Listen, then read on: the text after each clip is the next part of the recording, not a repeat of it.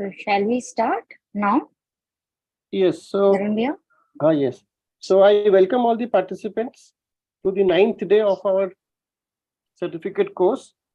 We have with us CA Vinimarji from Amritsar, in the holy city of Amritsar, and he will be discussing a very important topic today, which is advanced ruling.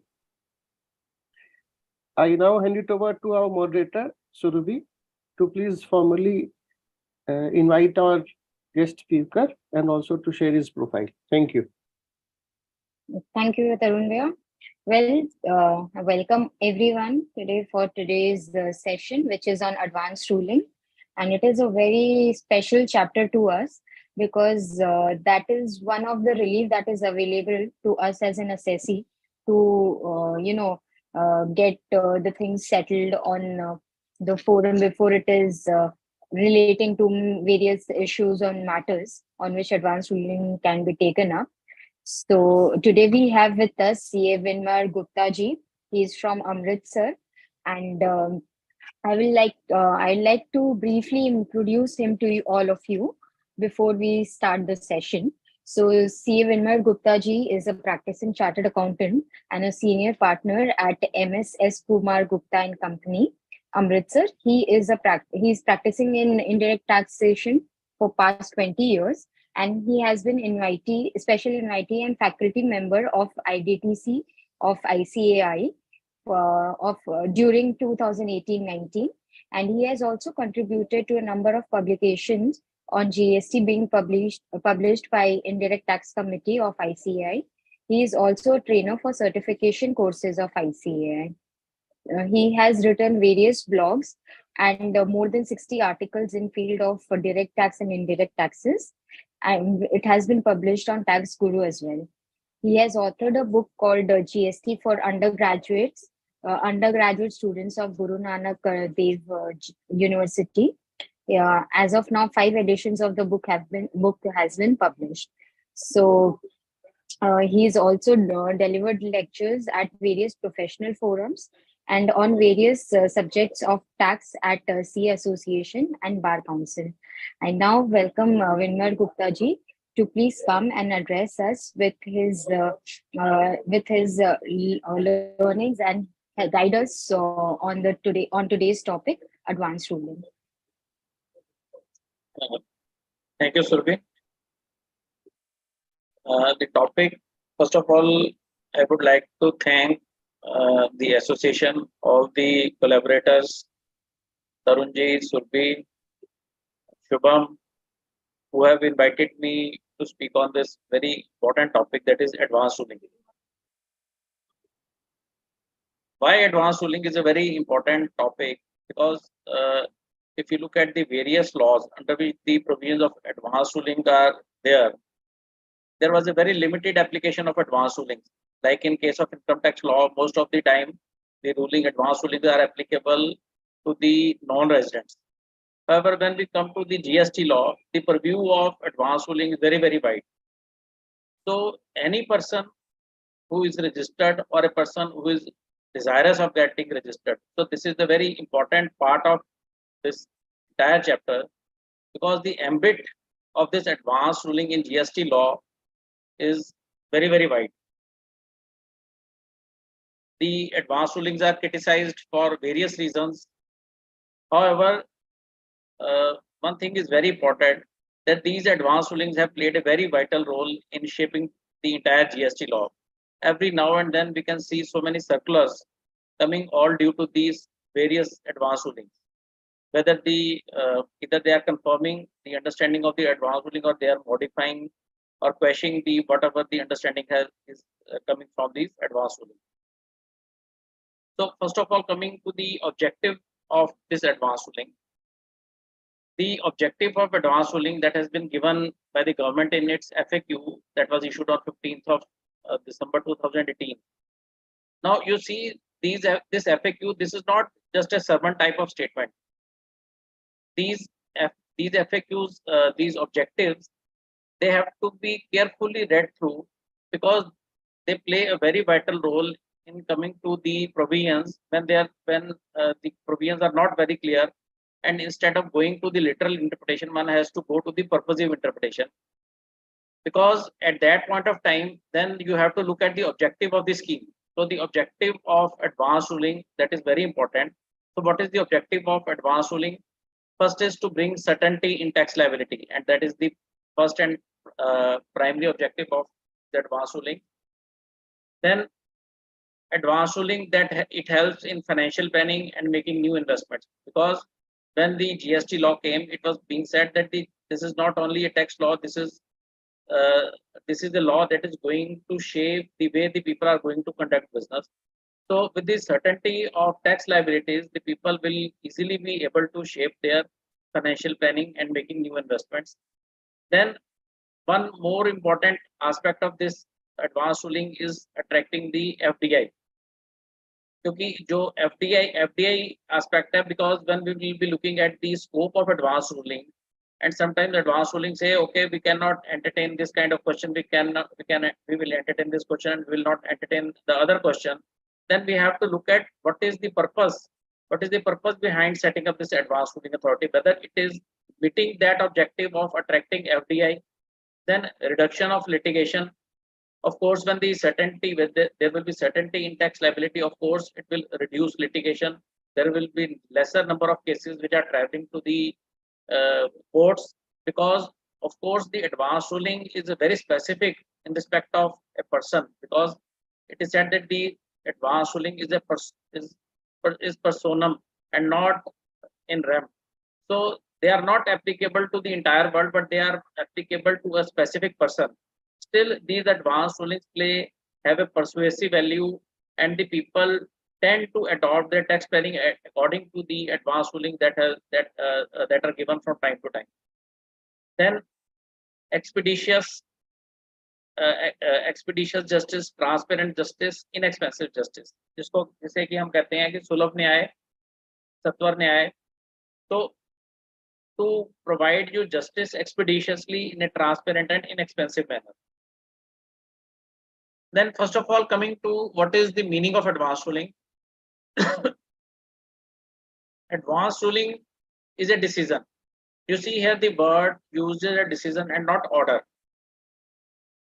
So what they have spelled out advanced ruling is that this advanced ruling is a decision which is given either by the authority, that is the authority for advanced ruling, or appellate authority for advanced ruling, or national appellate authority. Now this is the third kind of authority which has not yet been notified, but it has already been brought in this chapter, and that is National Appellate Authority for Advanced Ruling. To an applicant. Now, who is applicant? This is again defined in section 95 clause C. On the matters or on questions specified in section 97.2. Now, in 97.2, there are various questions which have been given, like the application of some exemption notification, the determination of tax liability, or maybe the way input tax credit will be calculated, or something like that. So there are various questions which are given in section 19 in the section 97.2, and the subject matter should be the questions which are given in section 97.2 or subsection 1 of or section 100. Now this section 100 subsection 1 is actually the order of the this appellate authority for advanced ruling, and of section 101C in relation to supply of goods or services, or both being undertaken or proposed to be undertaken by the applicant. So what is advanced ruling? This advanced ruling means a decision which is provided by certain authorities to the applicant on certain specified matters in relation to the supply of goods or services being undertaken or proposed to be undertaken.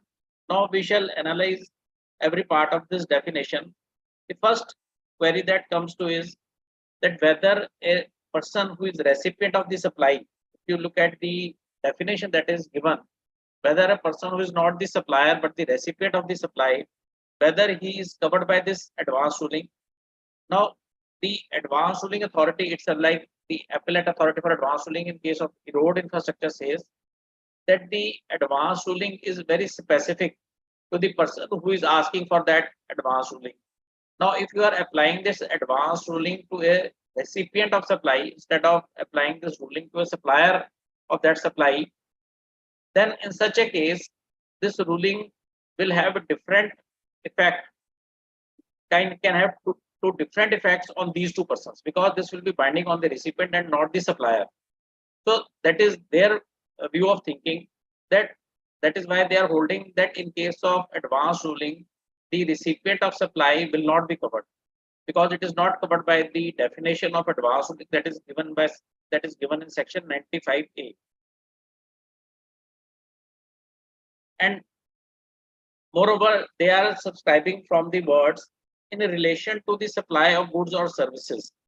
So in a relation to supply of goods or services, what this authority is making out is that it is only a person who is making supply of goods or services.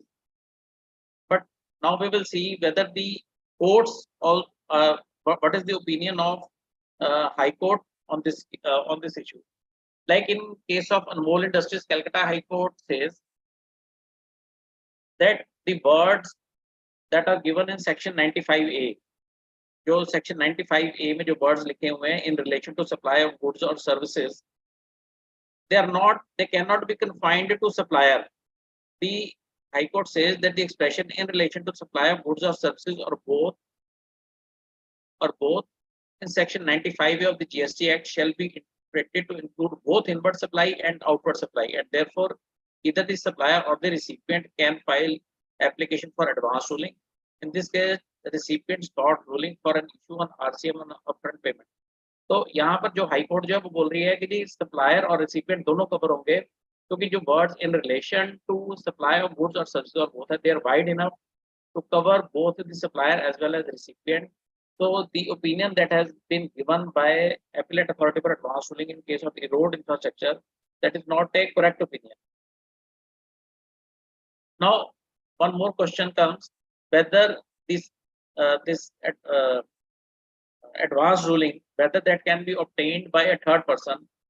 Like you see what happened in this case in case of CEAT Limited, when the case before appellate authority for Maharashtra, the case was that the company was seeking a ruling that it is providing some credit notes to its distributors.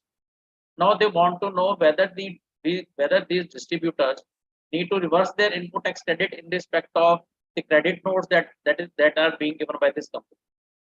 The appellate authority said, we will not answer this question because this question does not pertain to the company itself, but pertains to the tax treatment to be undertaken by the distributors. So the third persons who are not part of the supply cannot be covered by this advanced ruling. The specific question that has been asked, whether the recipient will be supplied, if the recipient himself asked the question, that has recently been answered by Andhra Pradesh Authority for Advanced Ruling, wherein it has been said that the input tax credit need not be reversed in respect of those credit notes.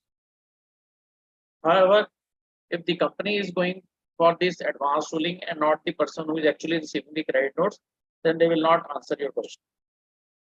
Then the next issue comes that in this definition of advanced ruling, what is the meaning of being undertaken? Because you see the words written here are in relation to supply of goods or services or both being undertaken. So what is being undertaken? So what has happened in this case is this is a case before Karnataka High Court. What has happened in this case is that the contract for the supply of goods has come to an end. Now, after the contract has come to an end, the person goes to appellate authority for advanced ruling for getting the answer. The High Court says that the word being undertaken or proposed to be undertaken does not include supplies which have already come to the conclusion. So it should be a supply which is either being undertaken or is proposed to be undertaken, and not supply which has already concluded.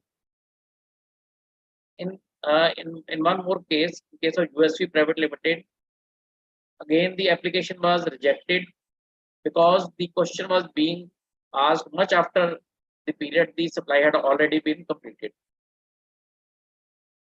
Now, what is the meaning of proposed to be undertaken?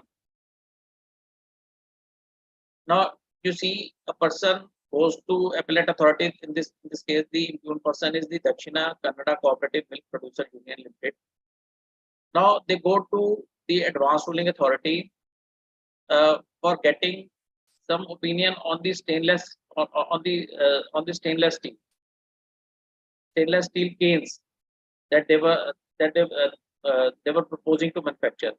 Now, the authority for advanced ruling says that the proposed to be undertaken does not mean that you are not carrying out any kind of activity. It means you are not undergoing any kind of production, you are not doing anything, and this is merely an academic question. So they refused to answer this because proposed to be undertaken must take into account something in existence and not everything in air. Because then the appellate authority for advanced ruling will not answer your question even in the category of proposed to be undertaken, because then the people will start asking academic questions just by paying a fees of 10,000. They will have an authority to ask before actually undertaking the transaction or in the name of proposed to be undertaken. So the various authorities for advanced rulings have taken this opinion that proposed to be undertaken must take into account some kind of existence of that activity. Maybe that the activity is undertaken later on, but there must be some kind of evidence of the evidence of undertaking proposed to be taken. Then similarly, in a similar case before the Maharashtra appellate authority, where the person wanted to ask about the ruling on the gypsum board, again the authority said that since nothing is in existence, so we will not answer this question. Now, coming to various authorities, the definition of various authorities for advanced ruling. The first definition is regarding authority. Authority is, of course, authority for advanced ruling under section 96. Now, rule 103 says that an officer not below the rank of joint commissioner shall be the member of the authority for advanced ruling. So, the person to be appointed under the authority for advanced ruling, it should be a person who is not below the rank of joint commissioner.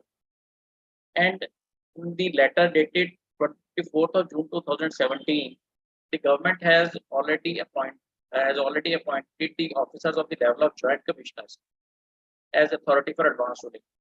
However, the important feature in this letter is that they have said that these joint commissioners, since they are not having sufficient number of joint commissioners, so they will be discharging other functions also. They will be discharging the function of authority for advanced ruling as well as discharging the other functions also. And it is not like that the one officer is completely segregated for as authority for advanced ruling. Then, what is appellate authority? Appellate authority, again, a letter has been issued in which it has been said that the principal chief commissioner or chief commissioners of the zone will be nominated as appellate authority for advanced ruling. So, joint commissioners will be authority for advanced ruling, and principal chief commissioners or chief commissioners, they will be appellate authority for advanced ruling. Then coming to who is applicant and what is application. Applicant is a person who is registered or who is desirous to be registered under this act. Now, a person who is desirous of obtaining a registration, it means that person is not actually registered and this is an unregistered person. Now, the question comes whether the person other than making application can become a party to the proceedings. Like you see, what happened in one case is that one appellant, Eastern Coalfields, they went to the West Bengal Appellate Authority, West Bengal Authority for Advanced Ruling.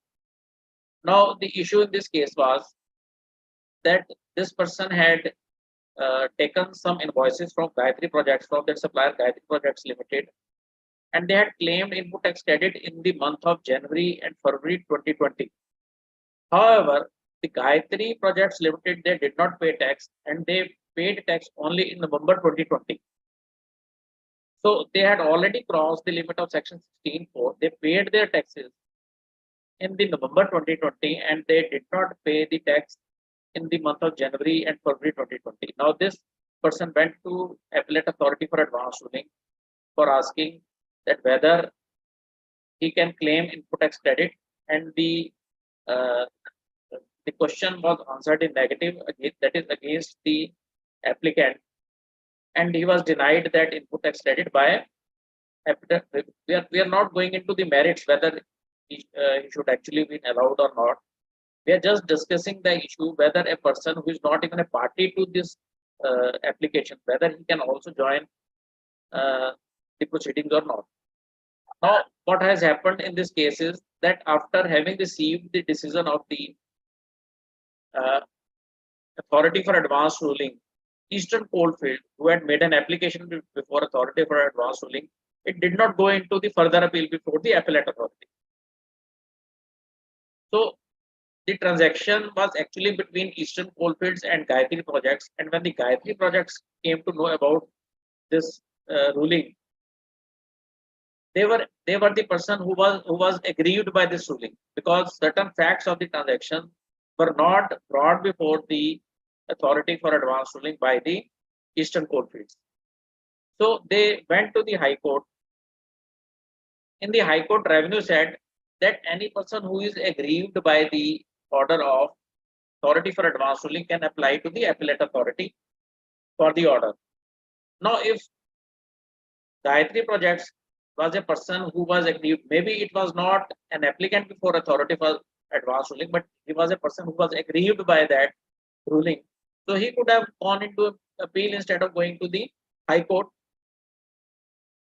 However, the High Court listened to both the parties, and the High Court said that since the appellants have contended that sufficient factual details were not placed before the authority, directing the appellants to prefer an appeal to the appellate authority may not be effective, since the facts which the appellants seek to bring on record were not part of the record before the original authority. So, if you are not bringing certain records before the original authority and just going to the appellate authority, so you cannot say that the justice has been done. Because first of all, you must have an opportunity to appear before the first authority, and without justice being done at the first level, and you are compelled to go to the second level. So uh, this is not how the case should proceed.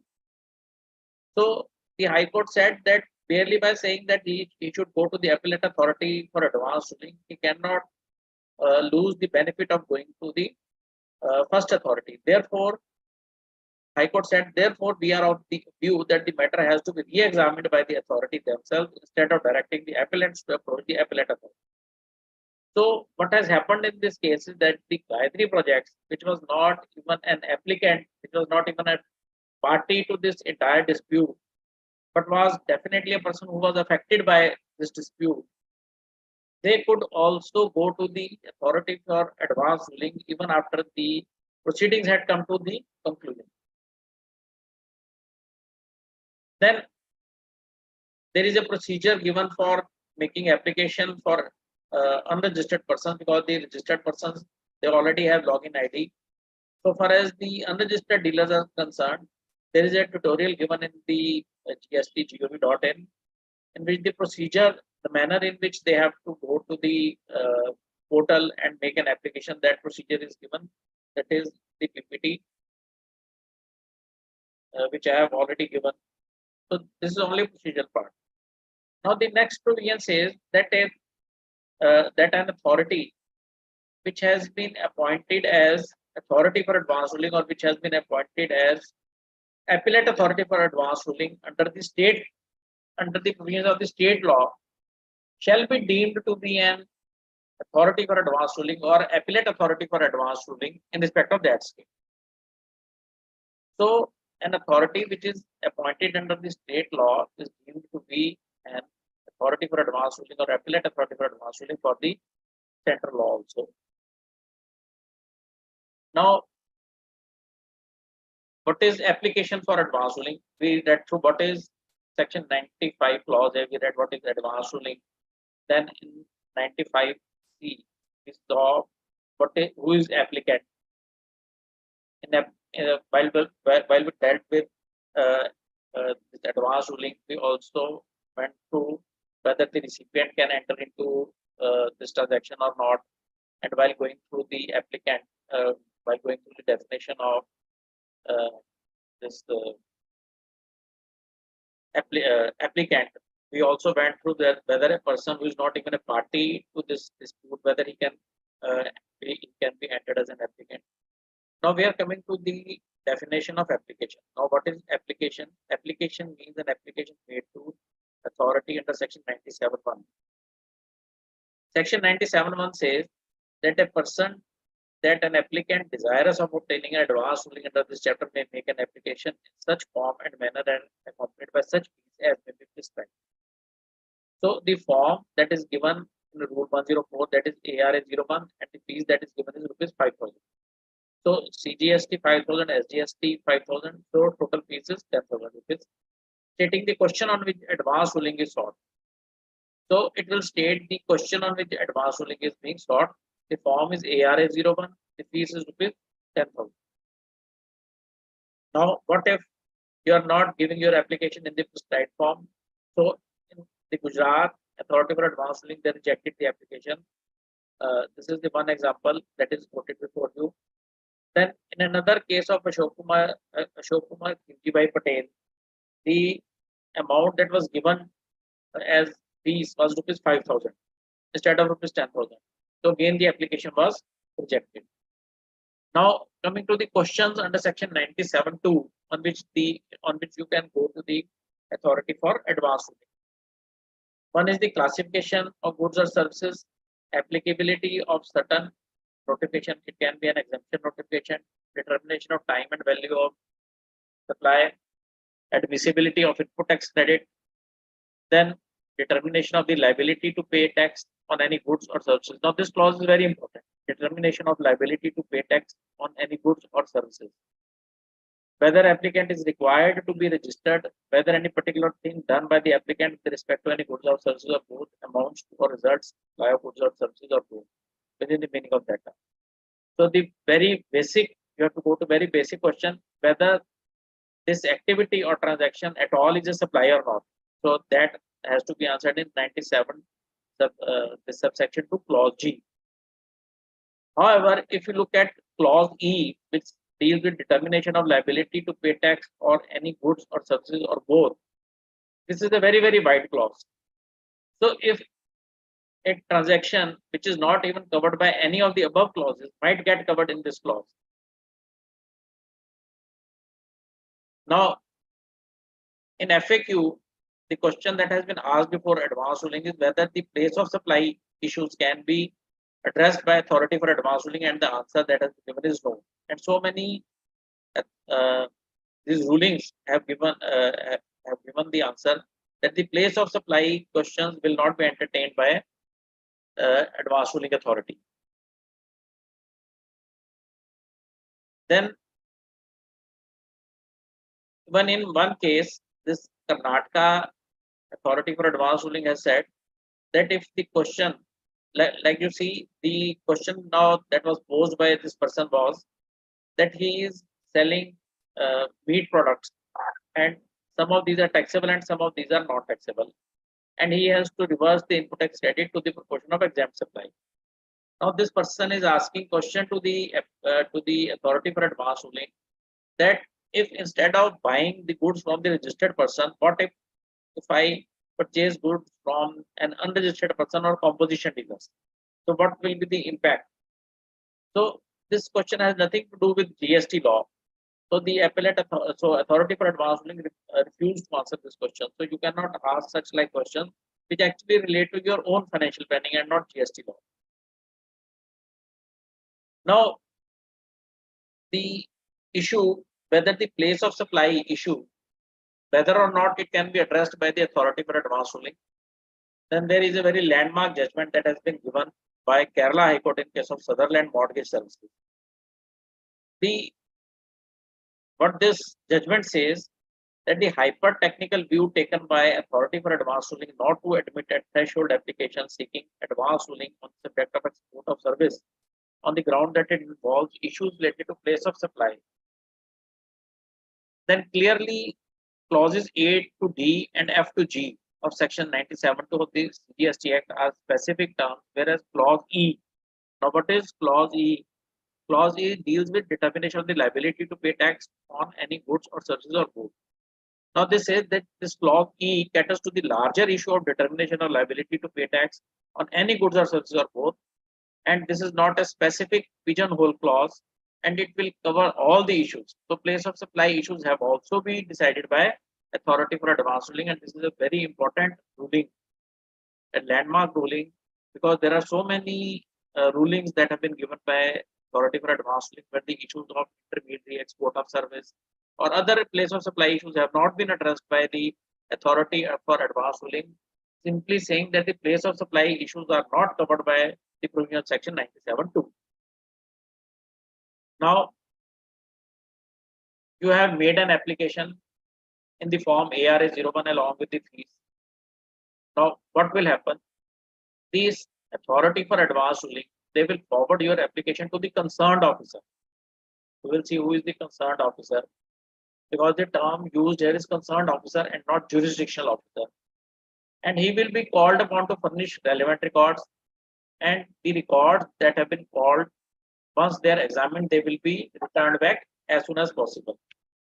So now coming to the issue, what is the meaning of concerned officer? And this again, this issue has been clarified in FAQ that has been issued on 15th of February 2018. If you look at the lower part of your screen, it says the word concerned officer of the CGST. GST means an officer who has been designated by the CGST SGST administration in regard to the application for advance. So he is a special officer, means an applicant, he can have a different jurisdictional officer, but concerned officer is a special officer who has been deputed to work for the department as a representative for advance ruling authority. So he is the representative of department before the authority for advance ruling. In case no such representative has been appointed, then the jurisdictional officer will be the concerned officer. So in normal circumstances, the concerned officer will be the officer in whose jurisdiction the applicant is looking. And in such cases, the concerned officer will be the jurisdictional CGST SGST officer. And the same issue has also been addressed in one of the advanced ruling authorities in case of Anitya 3K Rayalaja Kalidas Road. So again, they have said the same thing, that in most of the cases, the jurisdictional officer will be the concerned officer, but where the department is deputing a special officer for the purposes of this advanced ruling, then in such cases, that very officer will be the concerned officer. So the application shall be forwarded to not to the jurisdictional officer, but to the concerned officer, and he will be called upon to produce records. And once the work of records is done, the records will be sent back. Now, when the application has been received, it is not that immediately the application will be adjudicated, because this is not an normal appeal. First of all, advanced ruling authority will see whether to accept or reject this application. So before going into the merits of the application, the authority for advanced ruling has to primarily perform the function of admission or rejection of the application that is given in section 98(2). Now, what this authority for advanced ruling will do, that it will first of all examine that application, and after hearing all the parties, that now who are parties, the person who is making application, the concerned officer, the jurisdictional officer, or the authorized representative of the applicant. So after hearing all the parties, it will pass an order whether it is accepting the application or it is rejecting the application. And if they are passing an order for the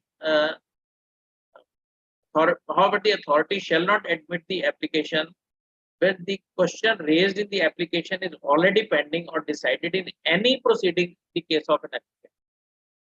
So, if in any proceeding the question is pending or has been decided, then this authority, Now, this is the first function that this authority has to perform. It has to closely watch whether the question that is being, because most of the times what will happen is maybe some kind of notice has been issued, maybe the investigation proceedings have been carried out, or some kind of letter or inquiry letter has been issued to the SSC, which due to which he escalates the issue to the authority for advance ruling. So they have to call upon the record, they have to examine all the quarters to see whether any kind of issue in any proceeding is pending or has been decided. And once authority for advance ruling comes to the conclusion that it has to reject this application, then this rejection, before this rejection, the opportunity of being heard will be given. The reasons for rejecting the application will also be given, and the order of this rejection shall be communicated to the applicant as well as the concerned officer. Now, any proceeding, the issue was discussed by this Andhra Pradesh High Court in case of mastermind. So, in this case, what happened is that the GSTI, that even before he could have made an application, GSTI had started the proceeding, and the summons were already issued.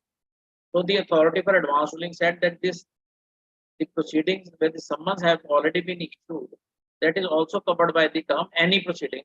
So the application for that was made before the advance ruling authority, that was rejected.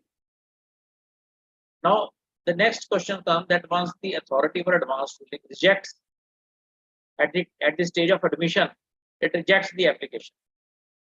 Whether the person whose application is rejected has any respite, whether he can file an appeal.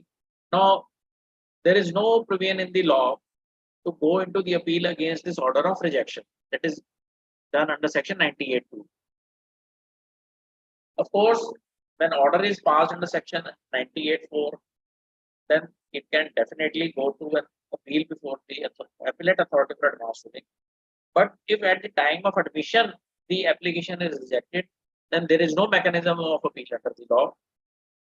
Now, the Kerala High Court in case of Sutherland Mortgage Services has said that in such a case, writ petition can be made by this person, because if he thinks or if he is aggrieved that the rejection has been done wrongly, maybe the opportunity of being heard was not given, or maybe no proceeding was pending. However, the authority for advance ruling has come to the conclusion that the proceedings are pending and has rejected the application, then it can file a writ petition, and that is what has been said by the Kerala High Court in this case. Now, after the application has been admitted, the authority for advance ruling shall examine further material. It will give opportunity of being heard to all the parties, and then it will pronounce its ruling. Then there is a timeline for pronouncing this ruling, and that is a period of 90 days from the date of receipt of application. So when you are making an application for adjournment before this advance ruling authority, then you have to take care of this timeline, that they have to discharge the function within a period of 90 days. Because then most likely your application for adjournment might not be accepted, because it is a time-bound exercise that it has to perform. Then this order, which shall be signed by the members of this authority for advance ruling who are of the rank, not below the rank of joint commissioners, and they will be sent to the applicant, concerned officer, and jurisdiction. And all these orders, they are also uploaded on the website of gstcouncil.gov.in.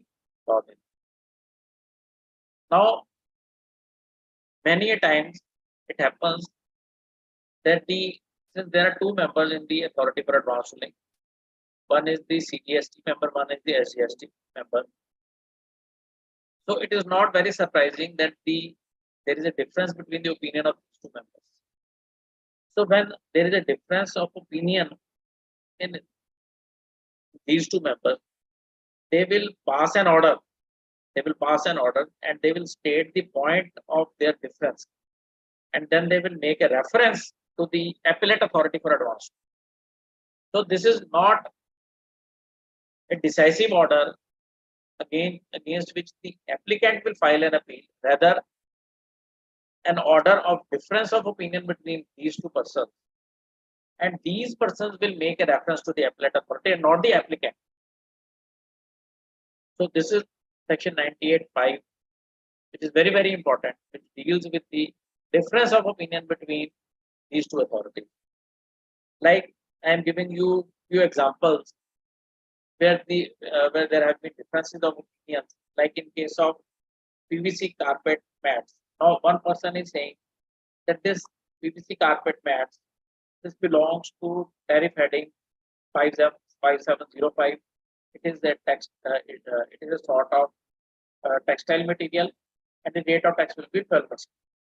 While the other person is saying that this is a completely plastic material, and up to certain date it was taxable at the rate of 28%, and then it is taxable at the rate of 50%. Now they referred the matter to the appellate authority for advance ruling. The appellate authority for advance ruling decided that the PVC that the exposed surface of this article, it does not contain any fabric and is not covered by the chapter 5263. So it is a plastic material which is covered by chapter 39, and it should be taxable at the rate of 80%. Similarly, in case of rejected wheat seeds and rejected paddy seeds, one of the members said that these rejected wheat seeds and paddy seeds, they do not even qualify as. So once they do not qualify as seeds and they are not even fit for human consumption, so they will fall into the residual category of wheat and paddy, and they will be taxable at the rate of 5%.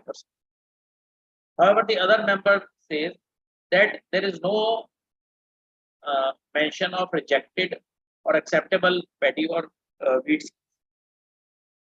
So seeds are to be treated as seeds, and they will be duly covered under the category of seeds of wheat or seeds of paddy, and they will be completely exempt.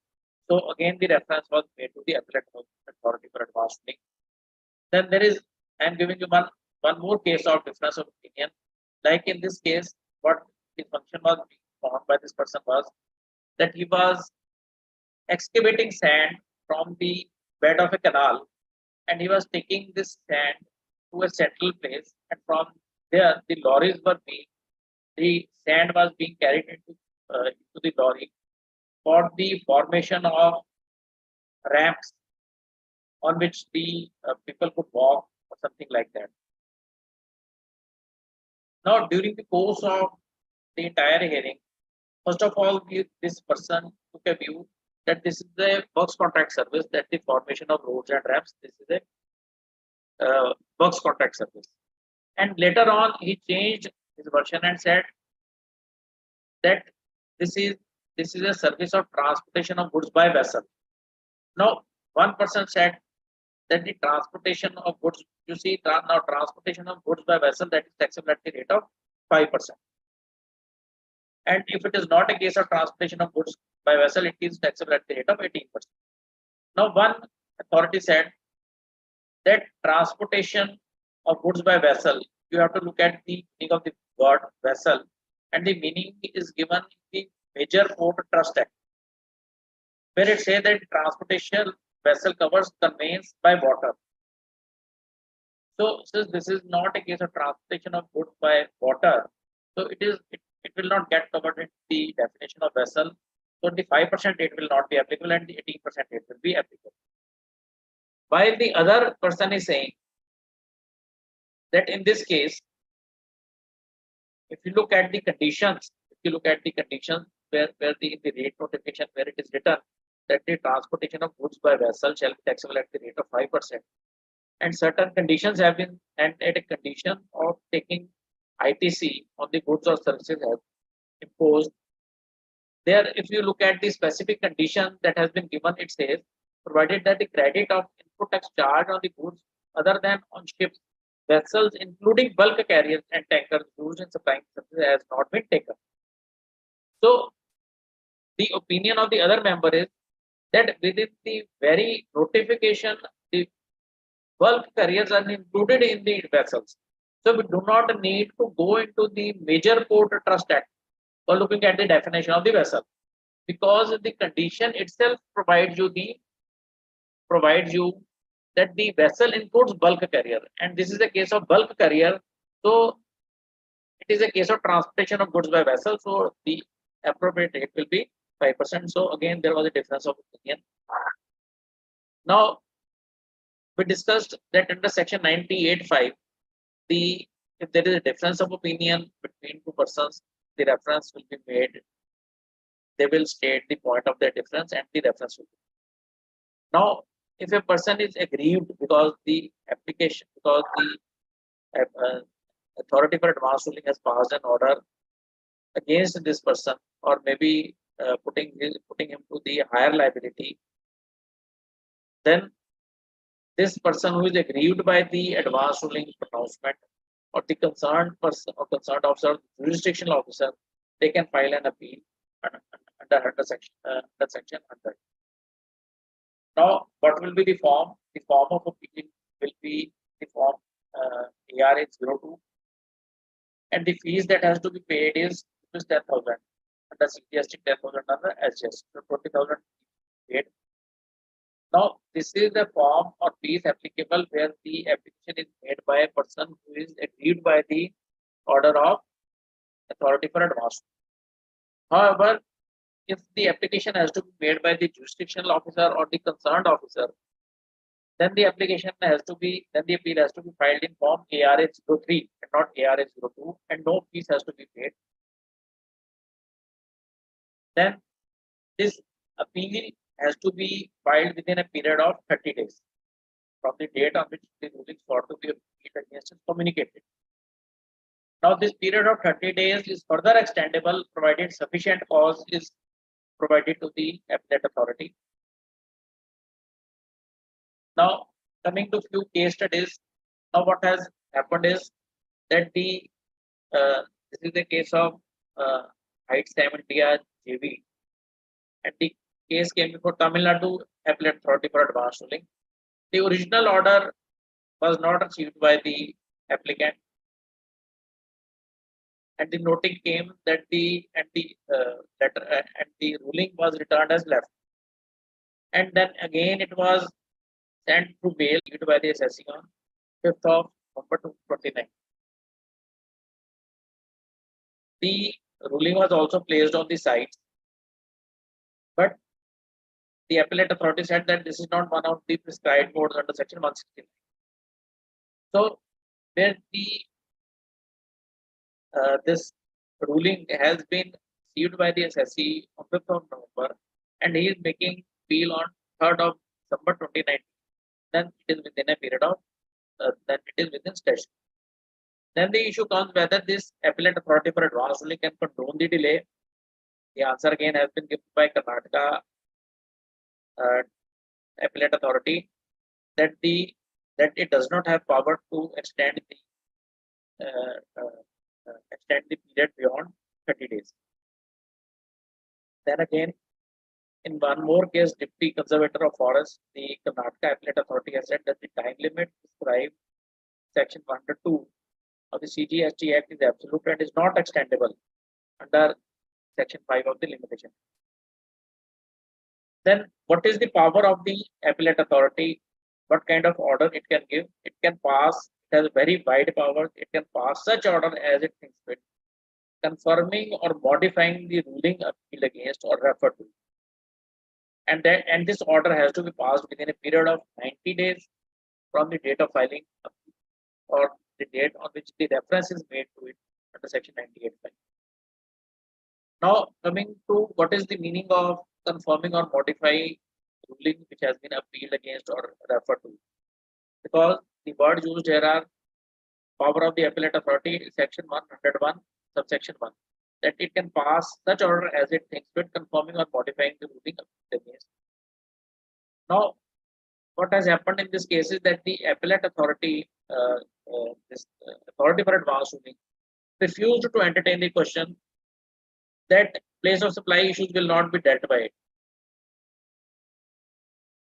Now, the appellate authority said that we can only confirm or modify an order which has been passed by an authority for advance ruling, and we cannot answer, we cannot, and appeal is not an answer to the unanswered question.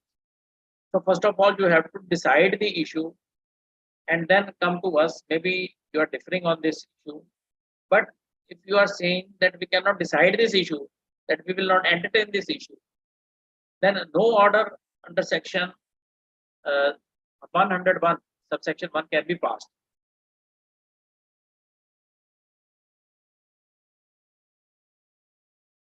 Then,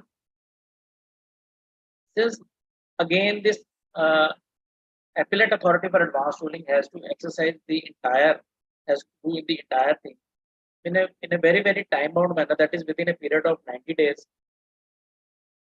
from the date of making an appeal before the appellate authority, or from the date on which the reference is made to by the authority for advance ruling.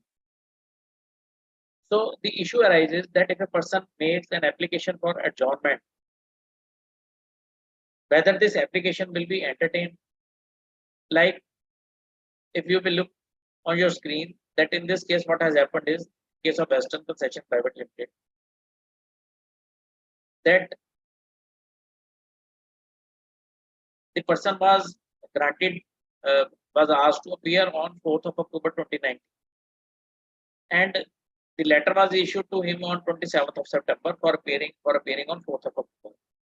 And this person made an application on 3rd of October 2019 seeking for adjournment. Now, the appellate authority for advance ruling says that it is revealed that any order in the appeal filed for appellate authority for advance ruling has to be essentially issued within a period of 90 days and not beyond that under any circumstances whatsoever it may be. Hence, bound by the above provision of the Act, we are not in a position to adjourn the above personal hearing. So even the first adjournment of this person was rejected because it has to exercise the powers within a time-bound manner. Then another interesting case. Now, what has happened in this case is that the appeal was made to the appellate authority for advance ruling, and application seeking adjournment was made, and it was rejected. Now, the facts of the case are a bit different. What has happened in this case is that for first 60 days, the appellate authority did not do anything,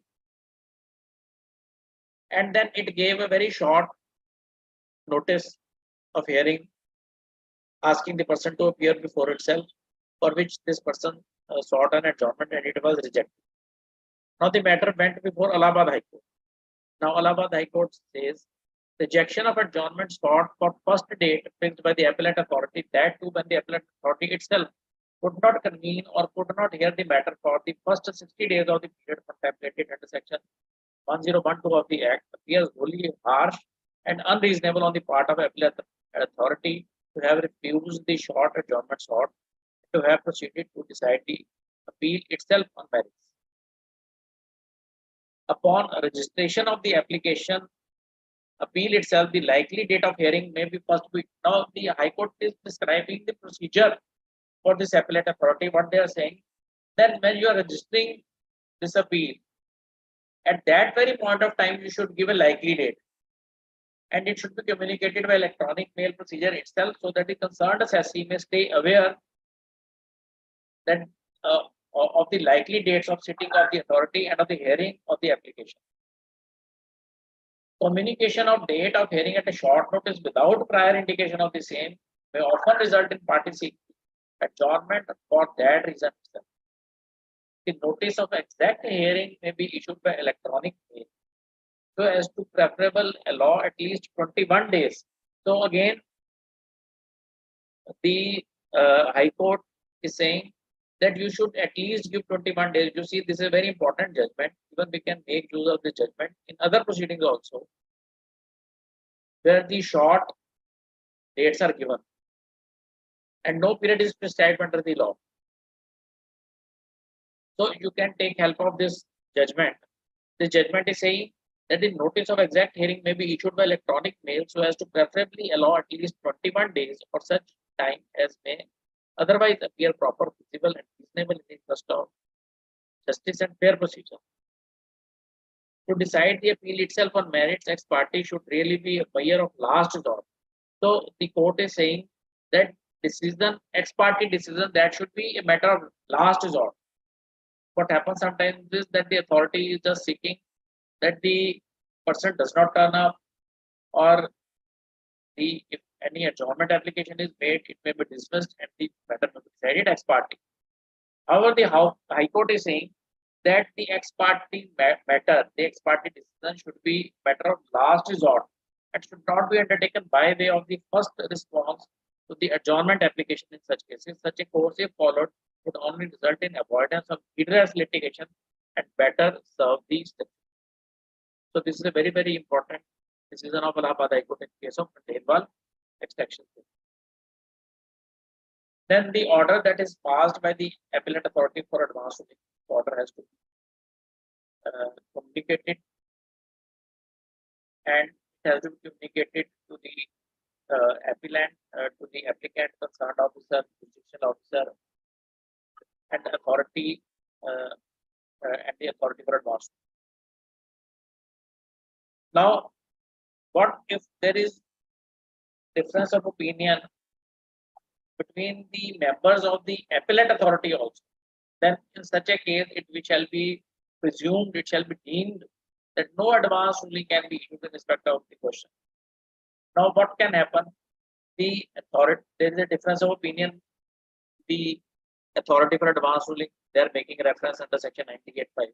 Now, there is difference of opinion in the appellate authority. So they will say that no advance ruling can be given. Or maybe it is a case where the decision has duly been given on the basis of agreement between the CGST and SGST member by the advance ruling authority. However, there is a difference of opinion between these principal chief commissioners or commissioners who are now presiding the proceedings at the level of appellate authority. So there is a difference of opinion. So if there is a difference of opinion between these two gentlemen, then it will be presumed that no advance ruling can be given on this matter. There are a few examples, like you see the case before you is the case of UP Power Transmission Corporation. Now, here the issue before appellate authority is the taxability of housing and building projects along with transmission or distribution of electricity. Now, transmission or distribution of electricity is an exempt supply. Now, this is an incidental supply. This taxability of housing and building projects, which is undertaken as a part of process of that transmission, and they are charging for this housing building projects. This applicant is charging for this housing building projects as part of this transmission or distribution of electricity. Now, we know that already there is a circular number 34 on 1st of March 2018, in which all these incidental expenses were said to be taxable. The matter went before Gujarat High Court in case of torrent powers, and the Gujarat High Court quashed this circular and said that since the activity, this is a composite supply, all these are incidental activities, so no tax should be charged, and the department is in appeal before the Supreme Court. Again, the Gujarat High Court decision in case of torrent powers. So one authority said that since all these activities, the matter is before Supreme Court, and the circular is saying that the incidental activity is a taxable activity. So this activity of housing building projects along with transmission, it should be taxed. The other member is saying that even before the circular came, 2010, the CBEC has already given a circular in which it has said that this incidental activity is a part and parcel of transmission and distribution of electricity. And Gujarat High Court in torrent power has already clarified that the meaning of transmission and distribution of electricity does not change either for negative list regime or GST. So the Gujarat High Court said that the meaning that it carried before GST regime it is carrying the same meaning even in the GST regime. So there is no change in the understanding. So the exemption should be also be given for these incidental activities. So there was difference of opinion. Similarly, in case of notice pay, one member is saying it is taxable, the other member is saying non-taxable. So again, there was a difference of opinion. As of now, we know that the matter stands resolved by the Circular 178, dated 3rd of August 2022. But in this case, difference of opinion was there. Then regarding the packing of tea bags, one member says that the tea leaves that are packed into the tea bags. Now, this is not a manufacturing. So you can tax something as job work in nature of manufacturing activity at the rate of 5% only if it is the nature of manufacturing. Since it is not a case of manufacturing, so 5% rate will not be invoked and the rate of tax will be 18%. The other member is saying since the tea leaves and tea bags in which these leaves are being enclosed, they are two different products and they have two different uses. They have two different characteristics. So the manufacturing has taken place and the transaction will be covered by the SSC 9988 and it will be taxable at the rate of 5%. Then coming to one more example of difference of opinion between the appellate authority. This is a case of Shapurji Palurji. Now, what has happened in this case is that the person has received certain mobilization advance. Now, on the mobilization advance, he had already paid tax under the service tax law, but he had not paid tax under the VAT law. Now, section 142(11)(b) says that notwithstanding anything contained in section 13, no tax shall be payable on the services under this act to the extent the tax was leviable on the said services under chapter B of the Finance Act 19. So one member is saying, say if the mobilization advance is rupees, say it was rupees 10 lakhs and 15% tax had already been paid under the service tax law or rupees 10 lakhs. And now GST law, when this transaction is being billed, the GST law when this transaction is being billed, and due to the transitional provision, since the amount has already been taxed, maybe say the 40% of this transaction of 10 lakhs, maybe say up to rupees 4 lakhs, it has already been taxed at the abated amount. So this transaction will not be taxed under the GST law because on this transaction already service tax has been paid. So this transaction will at all not be taxable under the GST law, despite the fact that no VAT has been paid on this transaction. But that is how the law is written. The law is saying that no tax shall be payable on the services under this act to the extent the tax was leviable on said services under the chapter. Means once the tax was leviable under the chapter B of the Finance Act 1994, then no tax shall be leviable under this law.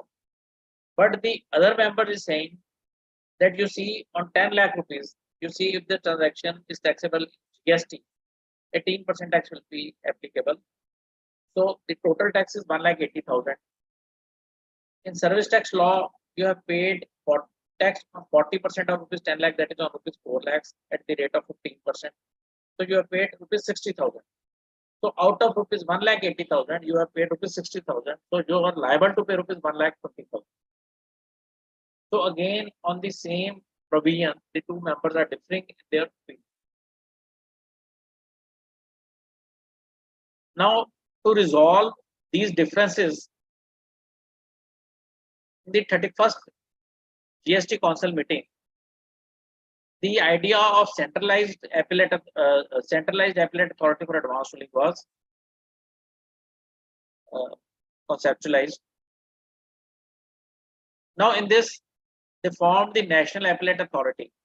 Now, let us look at whether the National Appellate Authority is, or maybe in the future, can be an answer to various issues that we have discussed.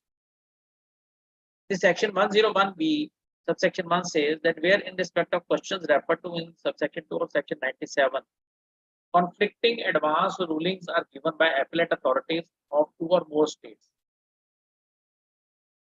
So it will be applicable only where conflicting decisions are given by appellate authorities of two or more states or union territories or both.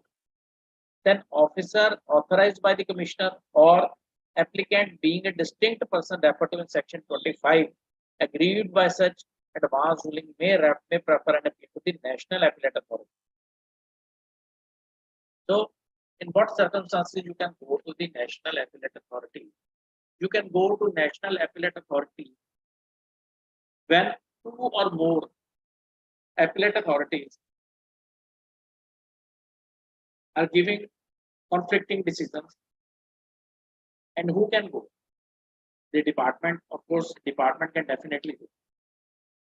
But so far as applicant is concerned, only those applicants who are the distinct persons.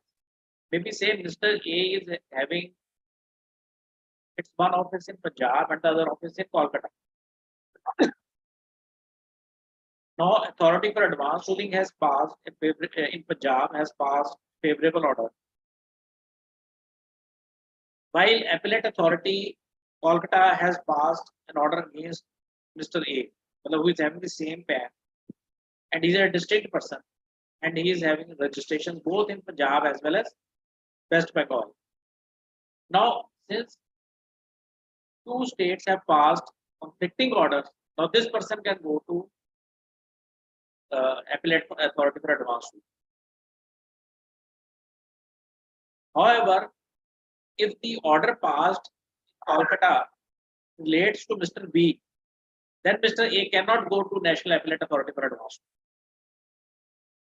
So you look at the limited application of National Appellate Authority. Of course, right now it has already been, certain provisions have been incorporated under the Act, and it has not yet been notified. But even the idea of National Appellate Authority is not a wholesome idea, where the actual respite can be given to where we can say that the litigation will actually be resolved. But it is very, very limited in its application. So only distinct persons who are aggrieved by appellate authority can go to the National Appellate Authority. And any other person who is aggrieved by appellate authority, despite he is having favorable rulings in one state, he cannot go to this National Appellate Authority. Now, what if this distinct person is having favorable decision from advance ruling authority, not from appellate authority, in one state, and in other state it is having adverse decision from appellate authority, whether he can go to National Appellate Authority? I am repeating my question. He is having favorable decision from advance ruling authority under section say 98(4), and he is having an adverse opinion from appellate authority in some other state, whether this person can go to National Appellate Authority? The answer is no. Why? Because contradictory decision should come from appellate authority of two or more states. In one state, the order is coming from authority for advance ruling and not from appellate authority. In the other state, okay, it is coming from appellate authority, but conflicting order should come from the appellate authority of both the states. Only then you can go to the National Appellate Authority and not otherwise.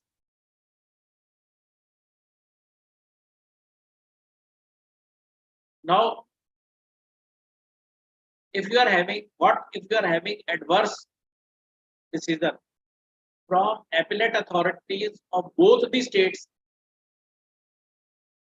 then again you cannot go to National Appellate Authority, because you can go to National Appellate Authority only when you have conflicting decisions from two or more states. Now, both of the states are giving you an adverse order. You cannot file an appeal. So it is very, very limited in its application. So it has not yet been constituted. It will be constituted future. Now, who will be the members? You see, this, this discussion is a very interesting discussion because we know that the GST appellate tribunal, the GST council has said that the GST appellate tribunal will be constituted from 1st of August 2023. Now, what were the impediments in the constitution of this GST appellate tribunal? The various Supreme Court in various cases like in Acae versus Union of India, Madras Tax Bar Association case, Roger Matthew case, they have given the guidelines for the formation of the tribunals. One of the issues is that the GST in the GST appellate authority, the number of technical members is more than number of judicial members. So they have changed the law, and the number of judicial members and the number of technical members, they have been equalized. Now, your principal bench, you will have two, or the other benches, you will have two judicial members and two technical members. So that is, they have tried to meet with this thing. But what about the way the provisions have been framed? No one from the bar, or no one from the profession of the accountancy can go to the GST appellate tribunal.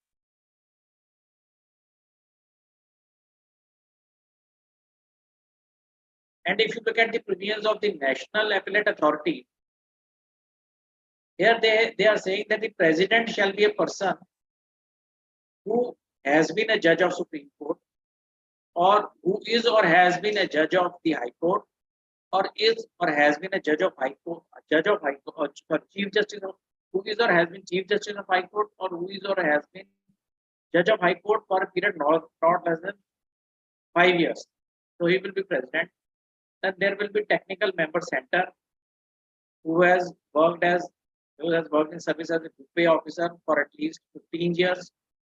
Then there will be technical member state who has worked not below the rank of additional commissioner under VAT or under the SGST law for at least 3 years. And the appointment of the National Appellate President shall be done by the Chief Justice of India, shall be done by Government of India after consultation with Chief Justice of India. And for the appointment of technical members, there will be a selection committee that will be set up, and that will appoint these technical members. I'm not going much into the National Appellate Authority because since it has not been constituted, these were the few glimpses which I wanted to bring. Then one more important in this National Appellate Authority is that in case there is difference of opinion between the members of the National Appellate Authority, now you see here there are 3 members. One is the president, one is the technical member state, and one is the technical member center. So the decision will be taken according to the decision of majority. So maybe even the president is on one side and both the technical members are on the other side. So the opinion of the technical members will weigh more as compared to the president, because it will be decided according to the majority. Then coming to the rectification part of this proceedings, the appellate authority, the authority for advanced ruling, appellate authority, national appellate authority, all they can go for rectification of their orders on their own, or if the mistake is brought to their attention by a concerned officer or jurisdiction officer or applicant or appellant or authority for advanced ruling or appellate authority for advanced ruling. And that rectification has to be carried out within a period of 6 months from the date of the order. And if this rectification has the effect of enhancing tax liability or reducing the input tax credit, then the opportunity of being heard has to be given to the applicant. Now, in this case, this JJ College of Architecture Consultancy order was passed on 12th of October 2018. Rectification application was given on 10th of October 2019, means 1 year delay. So the application for rectification was rejected. Then in Bajaj Finance Limited, the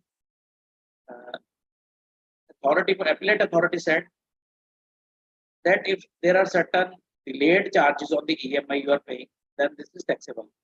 Later on, a circular came on 28th of 2019, which said that this is not even a supply and it's not covered by NT5 of the Schedule 2. So an application was made before the this appellate authority, and they rectified their order. Now, rectification, how many rectification applications you can make? There is no restriction. You can make n number of rectification applications. How many adjournments you can make? There is no restriction. You can make n number of adjournments. Whether you can file an appeal against rectification order, yes, as you can file an appeal. Now, all this is not given under the CGST Act, but in the tutorial part. Then, what about the how far this advanced ruling authority decisions will be applicable? First of all, they will be applicable only and shall be binding only on the applicant who is seeking. Means if they are given with respect to the supplier, they will not be applicable to the recipient. If they are given with respect to the recipient, they will not be applicable to the supplier. If they are given respect of you, they will not be applicable to your neighborhood shopkeeper. So this is a very limited application. Then it will be applicable only on the concerned officer or jurisdiction officer in respect of the applicant. Means if some other person also goes to the same jurisdictional officer, he will not, his tax treatment can be different from the person in whose case the same jurisdictional officer is giving tax treatment according to the order of the advanced ruling authority. Now, what happened in one case is that the Gujarat Appellate Authority, Gujarat Authority for Advanced Ruling said that the prime, there is no difference between papad and prime, and it is an exempt item. Now, DGGI carried out the investigation proceeding in respect of other taxable persons.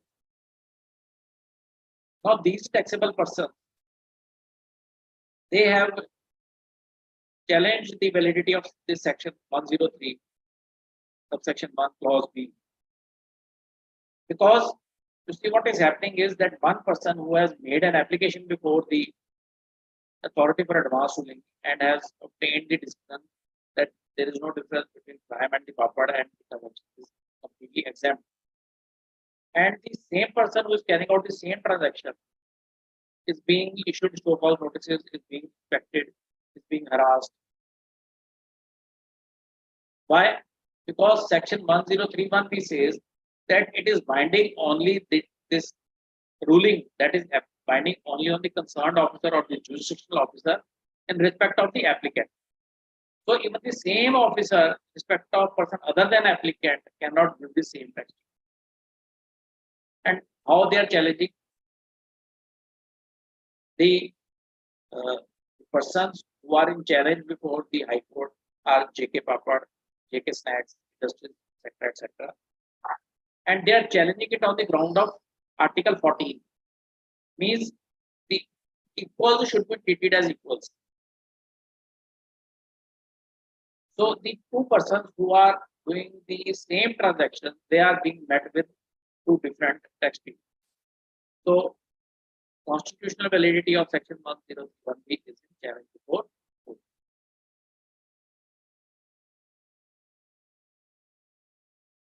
We already discussed advanced rulings are given in personam and not rem. That is, they are not applicable to the whole world. And these rulings do not have a precedent value. Of course, they can have a persuasive value. So now you see, now again, this is the extreme case where the supplies are being made by a person from non-taxable territory to non-taxable territory. Already the schedule 3 says that this transaction is not a supply. There are a number of authority for advanced ruling judgments which say that this transaction is not taxable.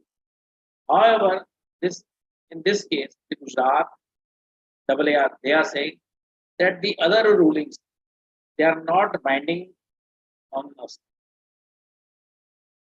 So they are saying that the transaction, even if the goods have not come to India, and the transaction is from one non-taxable territory to another non-taxable territory, of course, carried out by a person who is in India, still they are saying that this transaction is a taxable transaction. So this is an extreme case of section 1031.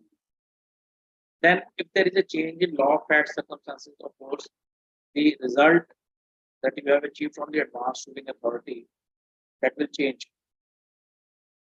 If you are obtaining certain decision by fraud, suppression of material facts, or misrepresentation of facts, not that they have not returned to evade tax, but simply if you are obtaining certain decision by fraud or suppression of material facts or misrepresentation of facts, then such a decision can be declared void ab initio. But before declaring this decision void, opportunity of being heard shall be given. And say there is a limited period for issuing show cause notices. Say under section 74, there is a period of 5 years for passing an order. And you obtained this order, say in the year 2019, and the order was declared void in say 2023. So the period from 2019 to 2023 that will be excluded. So if for 17-18 the period was to expire on of 5 years was to expire on 5th of February 2025. Now this period from 2019 to 2023 will be excluded and it will be added to 5th of February 2025. So your period will get enhanced because you had obtained this decision by fraud and you cannot be benefited by your own mistake. The proceedings before this appellate authority, this advanced ruling authority, appellate authority, national appellate authority, they are treated as civil courts and they have power to regulate their own procedure. And any reference to filing of application, reply, declaration, statement will include manual filing of that application, etc., etc. And that is so given in Rule 107A. Now, another interesting question is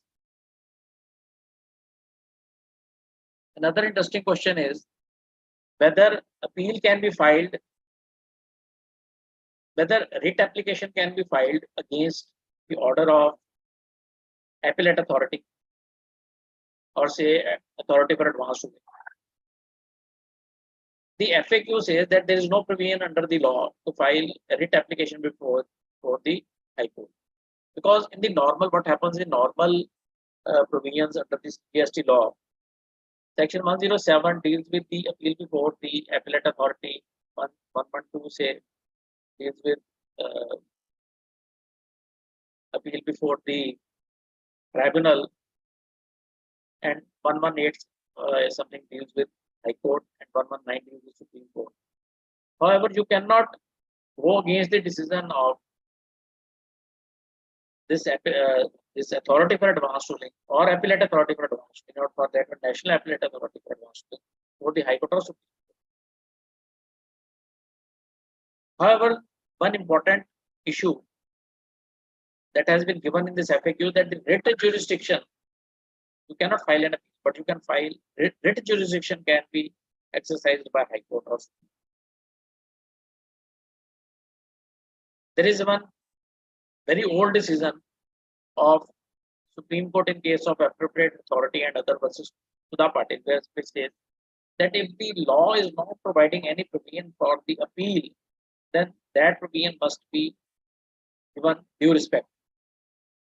And on the basis of this decision, Bombay High Court in case of JSW Energy says that when you are filing a writ against the decision of advanced ruling authority or appellate authority for advanced ruling, then you cannot challenge the validity of that order. You can only challenge what the court can examine is the principles of judicial review and not the principles which apply in case of an appeal. So what the court can do is only the judicial review of that order. They cannot decide the matter on merits. Now, what is judicial review? That is again defined in para 18 of the GST energy.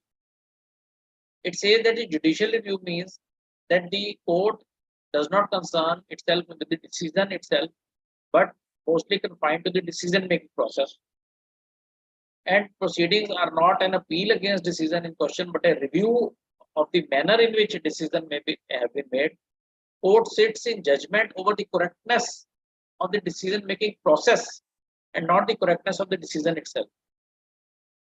So what the courts can examine decision-making authority, whether decision-making authority has exceeded its limits, whether it has committed any error of law, whether it is acting in breach of principle of natural justice, but they cannot sit in judgment over the decision itself. They can only examine the decision-making process. So if the principles of natural justice have not been followed, there is a mistake of law, then they can intervene and not otherwise. Like in this case, the settlement commission case, the Supreme Court said during the judicial review that we can only examine whether the principle of natural justice have been followed or not. And it is not open for us to examine the validity of the order itself. We can only examine the validity of the decision-making process, the procedure which has been followed in arriving at that decision. Now, I am discussing, I have compiled a few rulings of authority for advance ruling in the year 2023. So I am discussing a few important rulings of the authority for advance ruling. If there are any queries on this part, then I will address those queries, or otherwise I will go ahead with these.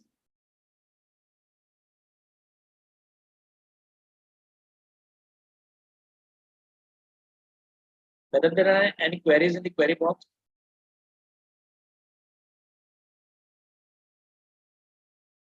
Okay. Can you see there are two queries in the chat box? Vinamraji, can you see there are two queries in the chat box? I have just hit on the floating panel, I think. It's not visible on my. Acha, I'll read. Mr. Anand Rao is saying, state authorities are passing orders by the same officer who has initiated proceedings. Is it an adjudication under section 7510? Please advise in the matter.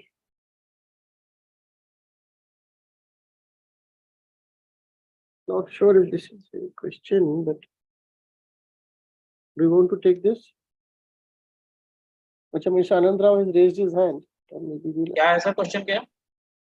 Mr. Anand Rao has raised his hand. Do you want to answer the question now or later? Pardon, sir? I'm saying one of the participants has raised his hand. He has only asked two questions. Yes. So, do you want to answer it now or later? No, we can answer now. Acha, okay, just a second. Mr. Anand Rao, you can ask a question, sir. Yes, sir. Hello. Yes, sir. Sir, my question is, if state authorities are passing the orders under CGST or SGST by the same officer who is initiating the proceedings, is it under adjudication under section 7510? The same officer will issue the notice and same officer will pass the order. Whereas in case of central, they are issuing by the superintendent and the higher authority are passing the order. Which one is right? No. Sir. Let me look at sections. You are saying 7510 is a bar? Yes. The 7510 says the adjudication proceedings shall be deemed to be concluded if the order is not issued within 3 years as provided in subsection 10 or 5 years as provided in subsection 10. No, this is only giving you a limitation period. There is no bar in section 7510. Yes. Sir, I have attended one Arpitya Haldar Jaipur Jodhpur. He said there is a difference between adjudication and assessment. Assessment can be done by the same officer, whereas the adjudication cannot be done by the same officer. No, you see, the process that is undertaken in this GST law, this is a process of adjudication. Yes. Yes. The process, you see the officer, there is an officer who is initiating the proceedings. He is issuing the show cause notice. Yes. And there is no bar under the law that the same officer who is initiating the, he is giving you a show cause notice. There is a procedure given under the law that he will give you an opportunity. So you see these officers, they are not court in themselves. They have both the powers of the administrative officer as well as the adjudicating powers. So that is why they are called quasi-judicial authorities, and they are not completely judicial authorities. Then what is the literal meaning of adjudication? No, adjudication, you see, adjudication is only on the matter that is referred to in the show cause notice. You have a very specific point on which you have to take a decision. Yes.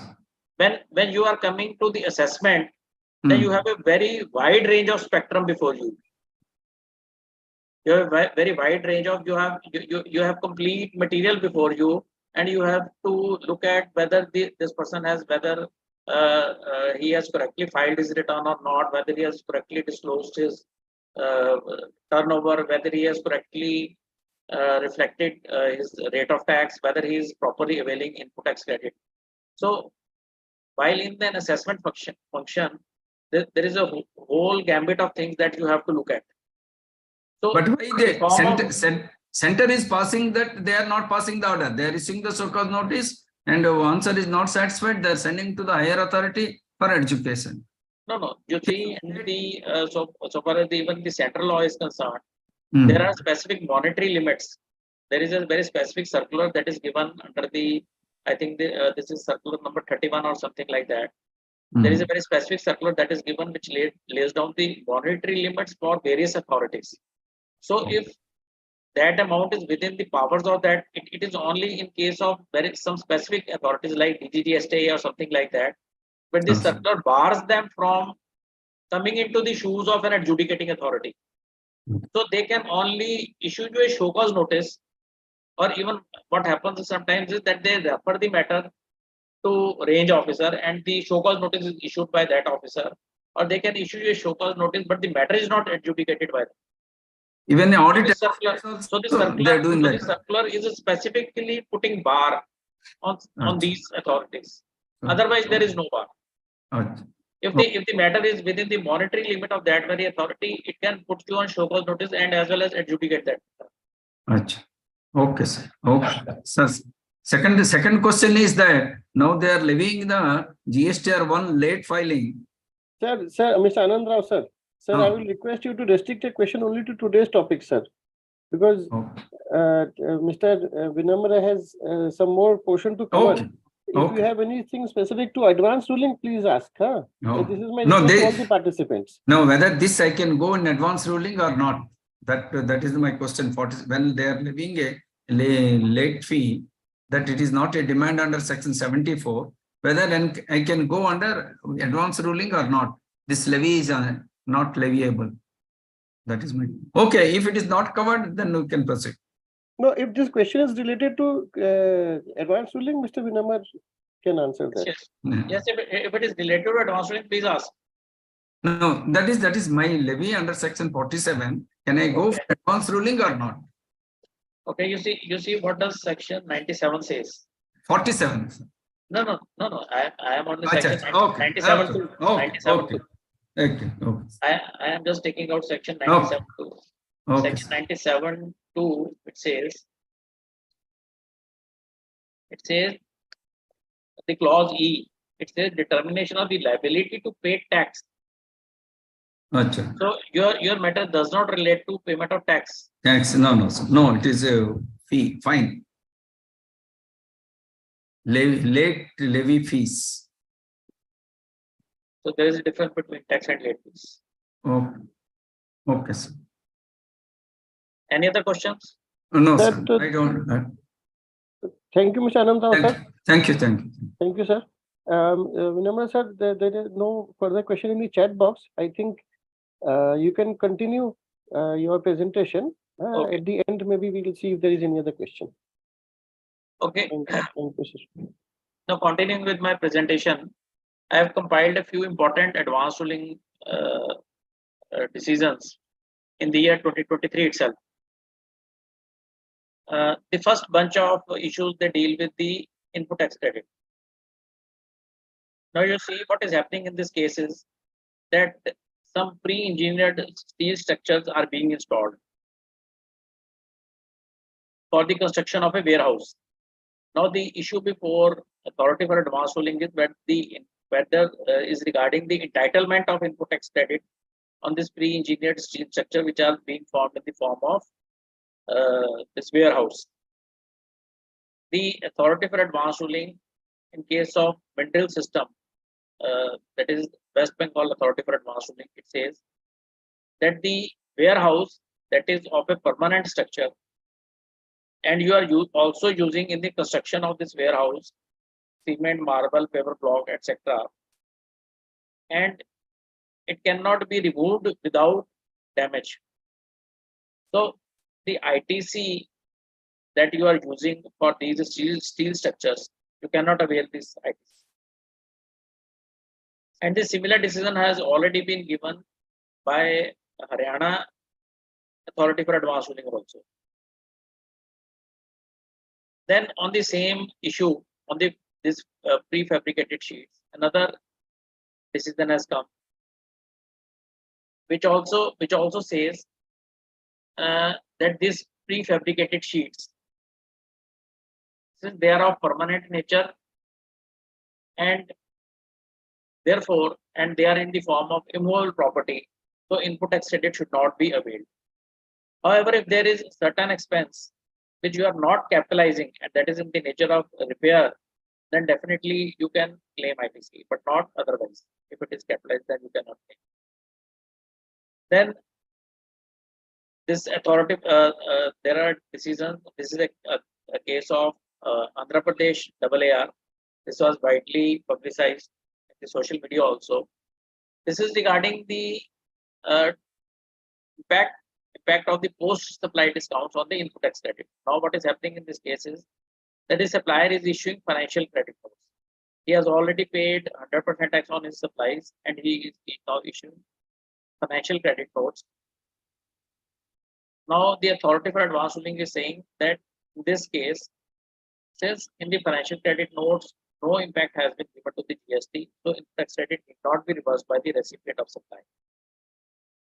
Now, there is a similar decision that has been given in case of quality mobiles and MRF also. Even in the quality mobiles, the authority for advanced ruling says that in this case, because often the issues come whether this financial credit note can become a supply in the hands of recipient. Even this decision is again in the on this point also the decision is in favor of the assessee that this will not become a supply in the hands of the recipient. Then, however, there is a very old AAR ruling in case of Santosh distributors where the discount amount was being reimbursed by the company, and it was said that this is a form of consideration that is coming to you from the company, so it will be taxable. Then coming to the one issue that came before authority for advanced ruling regarding section 16(2)(c) in case of Vimal alloys, and the issue was adjudicated by Punjab Authority for Advanced Ruling. And it said that if your supplier has paid tax, but his supplier has not paid tax, then you are liable to pay, then you cannot avail tax credit. But we know there are a number of rulings which are in the favor of assessee, which say that that no such liability can be imposed on the assessee. And there are 8 to 10 rulings that I have shared, that I am sharing with you on this slide, which are given in the favor of the assessee. Then another matter before the authority for advanced ruling was regarding duty credit scheme. Now what has happened in this case is, then on 5th of July 2022, the explanation below Rule 43 was changed, and the value of now the duty free slips, they are basically an exempt supply, and they were excluded from the definition of exempt supply by change in rules. Now this change in rules was only in respect of value of exempt supply under Rule 42. Now the issue that came before authority for advanced ruling is that when we are calculating our refund under section 89.4, and for that one under section 89.5, where we are required to reduce exempt supply from the adjusted total turnover, whether this duty free slip which has been excluded from the exempt supply, whether it will be included in the adjusted total turnover, the answer was no, because the change that has taken place, the rule that is limited for the purposes of Rule 42 and 43. So duty free slips shall continue to be excluded from the adjusted total turnover for the purposes of calculation of refund under Rule 89.4 or 89.5. However, they will not be excluded from the value of exempt supplies. However, they will be excluded from the value of exempt supplies for the purpose of Rule 42 and 43. Then the issue before in this case was regarding the reversal of ITC on the alcoholic liquor for human consumption. The argument that was made before the authority for advanced ruling was that Article 366, Clause 12A, it says, which defines what is goods and service tax. It specifically excludes alcoholic liquor for human consumption. So in the Constitution itself, from the definition of GST, alcoholic liquor for human consumption has been excluded. So something which has been already been excluded even before coming to the GST law, you cannot first include it and then exclude it under the GST law. So under the GST law, when we look at the definition of exempt supplies, it says the supplies which are taxable at, which are wholly exempt from tax, or which are taxable at nil rate, or non-taxable supplies. Now, non-taxable supplies are those supplies which are not leviable tax. Now, issue arises whether these non-taxable supplies can cover the supply of alcoholic liquor for human consumption. The case of the assessee is that the supply of alcoholic liquor for human consumption has been excluded from the definition of GST itself in the Constitution. So, what is in the non-taxable supplies? Only the supplies under Section 9.2, that is the petroleum products, and the Schedule 3 supplies, which are not considered the supply. So alcoholic liquor for consumption is not part of non-taxable supplies and cannot be considered as exempt supplies, and the ITC cannot be reversed on alcoholic liquor for human consumption. This is the one part of the argument. The second part of the argument of this essay is that if you require me to reverse ITC on alcoholic liquor for human consumption, that indirectly leads to taxing the alcoholic liquor for human consumption. Because of course, you are not charging output tax, but you are asking me to pay tax by way of reversal of ITC. So this was the case that was put before authority for advanced ruling. However, the authority for advanced ruling said that since the alcoholic liquor for consumption is covered by the non-taxable supply, therefore it is covered by the exempt supply, therefore the ITC reversal shall be done.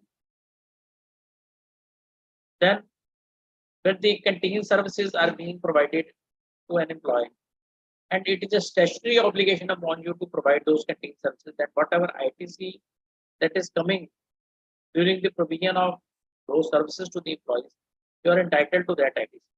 However, if the part of it is being recovered from the employees, then to that extent ITC will not be available. That has been so decided in Cadila Pharmaceutical. Then Another interesting question was in respect of vouchers. Case of Mintra Designs. Now, the case of the assessee is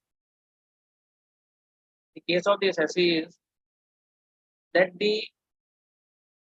these vouchers, they are not these vouchers, they are just instruments, they are not goods. So once they are given to the client, once they are given to the customer, and if the department wants to treat it as gift, then it one does not fall into the definition of gift, because it is given to promote their sale and not by way of gift. So the case of the assessee is that it does not fall, first of all, it does not fall to the section 75. Then the assessee also goes on to say that the Supreme Court in case of Sodexo has said that these vouchers, they are not given goods.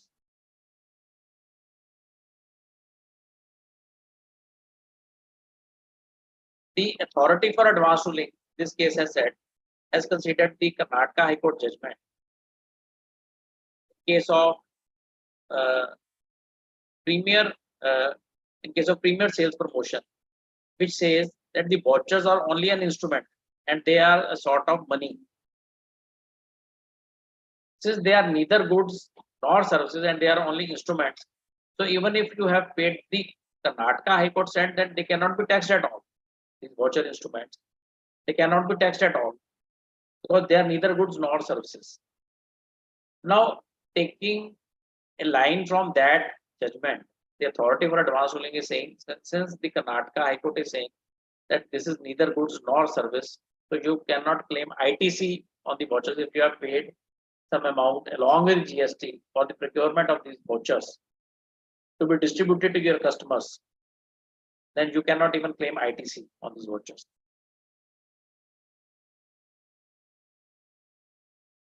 Then the issue of jewelers, where the jewelers is purchasing goods from is purchasing jewelry from an unregistered person and then selling it to some other person, whether he can claim benefit of Rule 32(5) and pay the tax only on the difference amount. Now, Rule 32(5) is attracted only when there is a minor processing or when there is a minor change in goods. Now, what is happening is that you are purchasing, this jeweler is purchasing goods from the unregistered person. He is converting it into the gold lumps, and then he is again converting it into something else. So it is not a case of minor processing. So the benefit of Rule 32(5) cannot be taken. Then in another case, what is happening is that a person is coming to the jeweler, and the jeweler is, and he is allowing the jeweler a wastage of 40 grams per 1000 grams. Now this jeweler is getting the work done from some job worker, and this job worker is being allowed wastage of 30 grams instead of 40 grams. So this 10 grams is being retained by this jeweler. So what this jeweler is getting is, one, he is getting the price from the customer for the jewelry or for the conversion, whatever. And the other part is he is retaining that difference between 40 grams and 30 grams, that is 10 grams he is retaining. So whether this retained amount is part of value of supply. The similar question also comes in case of rice shellers or where they are doing some kind of job work, and the value of byproduct is sought to be taxed by the department. The authority for advance ruling has said that this amount retained by the jeweler, which is a difference of the wastage that is being allowed to him by the customer, with wastage that he is allowing to his job worker. So that difference has to be included in the value of supply and has to be taxed. Now, if you are, say you are a company and you are running a canteen. There is a person who is providing you canteen services, and he is paying bonus to his employees, and you are reimbursing that bonus to this person. So whether this bonus will be included in the value of supply that is being given by this canteen service provider, the answer is the authority for advanced ruling has said that this bonus, if this person is out of this bonus, say if he is getting bonus of 10 lakhs, he is deducting after deduction of 1 lakh, he is dispersing 9 lakhs. Then he is retaining a commission of that, even on this bonus is getting commission of 1 lakh. So this commission will be taxed at the rate of 5%. And the balance reimbursement that he is getting, that will be taxed at the normal rate of 5%. The next issue before the authority for advanced ruling was where the free material is being supplied by the recipient of supply. Now, what is happening in this case is that the appellant is manufacturing manholes, and he is getting some material like steel, iron, etc., from his recipient, which this person himself was liable to procure, but is being provided by the recipient of the supply. So this value, the free material, that has to be included in the value of supply. The another question that came in this ruling was whether this is a case of job work in the nature of manufacturing, or it is a case of manufacturing of goods. The authority for advanced ruling said that it is not a case of service, but rather it is a case of manufacturing of goods. We know on this very important aspect, there is already a Supreme Court decision in case of plastic engineering, which say that while deciding whether it is a case of job work or manufacturing of goods, you have to look at the comparative value addition that is being done by you. So, of course, this Supreme Court decision was not considered in this case. However, the decision that has been given by authority for advanced ruling is that this is the case of manufacturing of goods and he has not to pay tax simply on his job work charges. Then few issues that have been decided by authority for advanced ruling in 2023 are regarding the job work billing of the ATA. Now, this job work billing of ATA is being done by this person for the government, and that is covered by Article 28 of the 11th schedule under Article 243G, which talks about the public distribution system. So it is an exempt supply.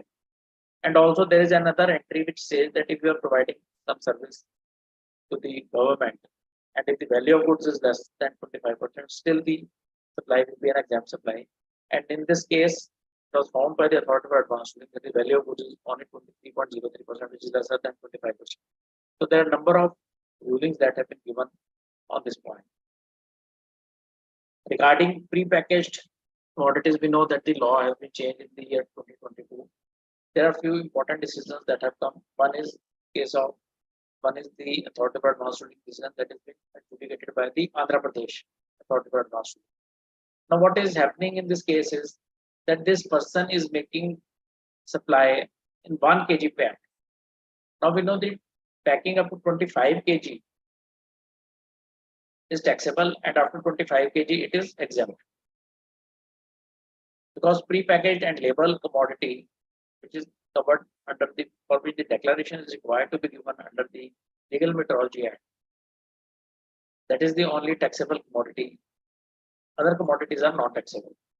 So in this case, he is making supply in the 1 kg packing, but this packing is being made at the behest of the specific instruction of the buyer.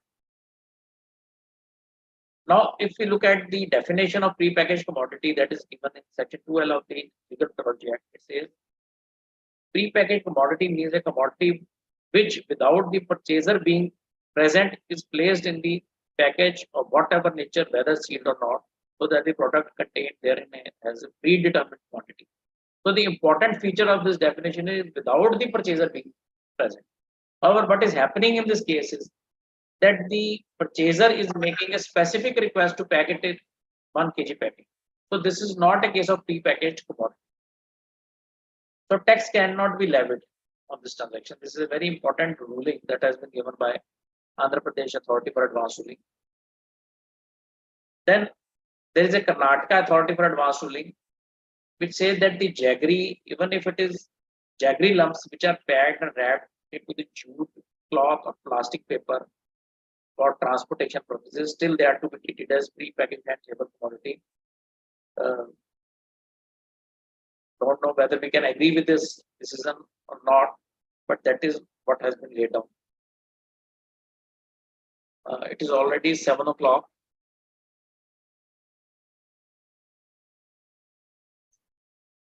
We can conclude session, Tarunji. If there is anything left in the presentation, which we can share, if you want to cover, or we'll share the presentation with our participants. I am sharing. I have already shared my presentation. Yes, I've got a copy of that.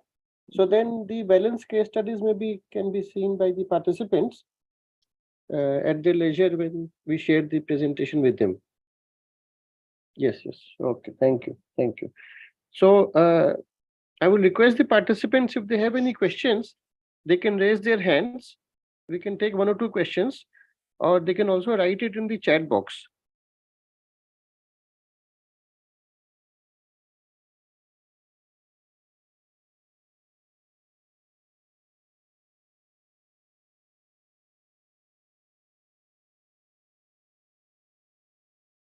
I think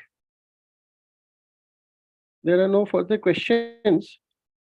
So then let me take this opportunity to formally thank you, sir, for making such a detailed presentation and discussing the important topic of advanced ruling in such detail, because this is one topic which generally doesn't come in discussions, because practitioners, taxpayers, department, they have their own views with respect to advanced rulings. Some people are of the view that one should go for advanced ruling so that you get clarity at the beginning itself with respect to any litigated issue or any clarity if it is not there. But many people are also of the view that it is like entering a tiger's den, because you can enter it, but you can't come out, and you will have to follow whatever is the decision that is given by the advanced ruling. So there are multiple views on this, and but you have covered all the points with respect to advanced ruling in such detail and clarity that I would like to, sir, thank you for the entire session. Our senior member Arupda has some point. Yes. Arupda, yes, you can unmute Arupda. Yes. No points. I just wanted to say namaste to sir, and and thanks for the wonderful deliberation, sir. We are really, as Tarun rightly said, कि sir ये तो मतलब आपका deliberation सुनने ही बहुत मजा आता है, and फिर आपने इतने डिटेल में बारीकी से इसको हैंडल किया है, हम लोगों का नॉलेज बहुत ही बड़ा है. Only one thing, sir, about advanced ruling, I just had one small query. That the thing that about advanced ruling is said that if there is any proceeding going on, I cannot apply for a advanced ruling, right? So in my case, say search has happened and there is a classification issue. So, but no show cause has been issued, no further query has happened. They have only told me verbally that there is a classification issue. So, isme can I go for an advanced ruling? No, I think this is specifically addressed that in any proceeding, the word that has been used, so that debars you from going into the authority for advanced ruling.